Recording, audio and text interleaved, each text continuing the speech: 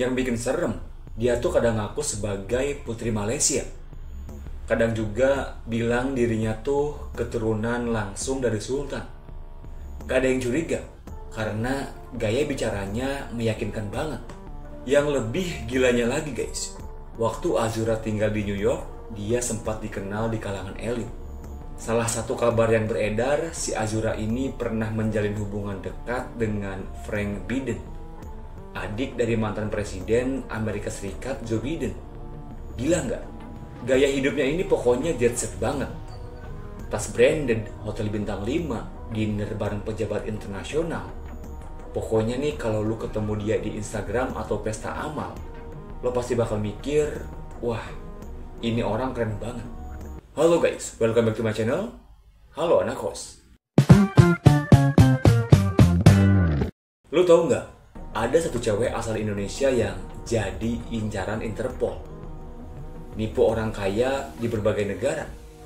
Dan bahkan pernah dikabarkan deket sama adiknya mantan presiden Amerika Serikat, Joe Biden. Gila kan? Namanya Azura Luna Mangunharjo. Sekilas dia tampak kayak perempuan sukses, elegan, pokoknya sosialita banget. Tapi dibalik penampilannya yang glamor itu, ada kebohongan yang super rapi.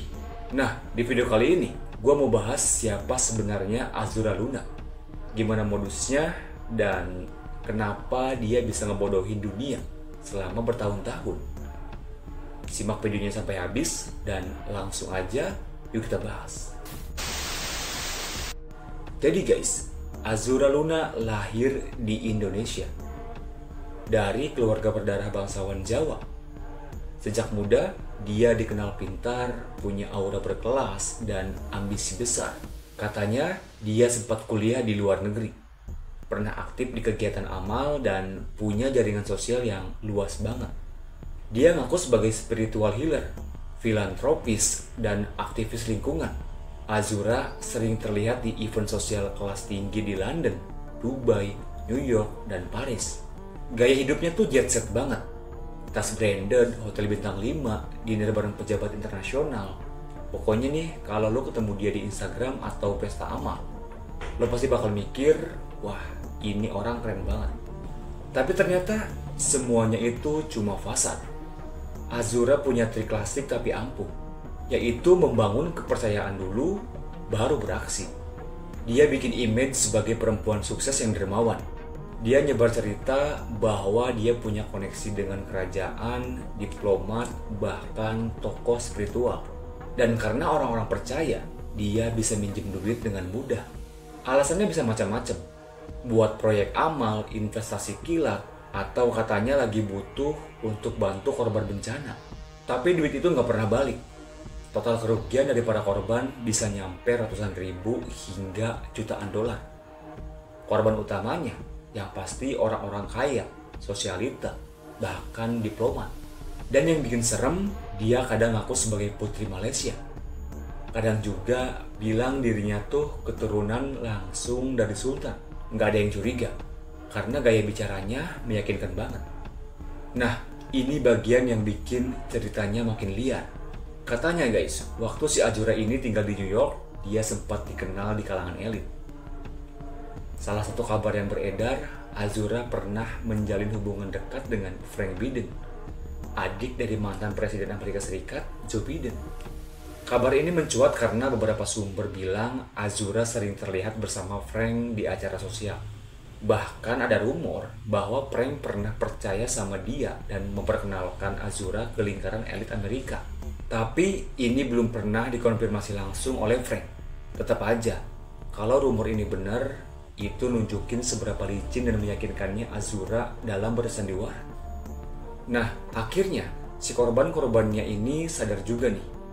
Beberapa mulai buka suara, dan kasusnya meledak di media luar negeri. Bahkan sampai Interpol pun turun tangan. Tahun 2019, Azura ditangkap di Manila, Filipina, saat lagi nginep di hotel mewah. Dia ketahuan punya dokumen palsu dan identitas ganda. Dari situlah semua bobroknya terbongkar. Saat ditahan, polisi nemu beberapa paspor dengan nama yang beda-beda.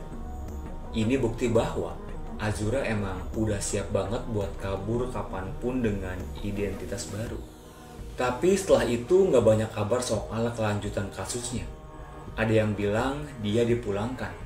Ada juga yang bilang dia bebas dan menghilang lagi. Sampai sekarang banyak orang yang masih bingung.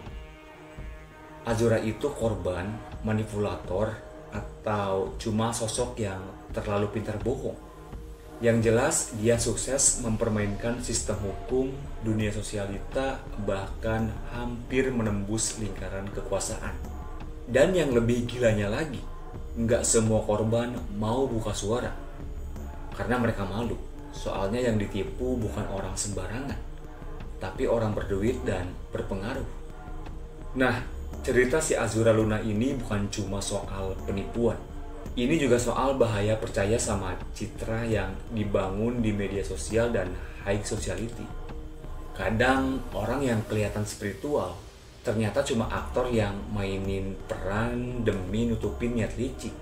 Nah, kalau lo ketemu orang yang terlalu sempurna buat jadi nyata, lo mungkin lagi ngelihat versi baru dari Azura. Dan mungkin itu aja video gua kali ini. Terima kasih yang udah nonton, terima kasih yang udah subscribe. Thanks for watching, sampai jumpa di video berikutnya. Bye bye.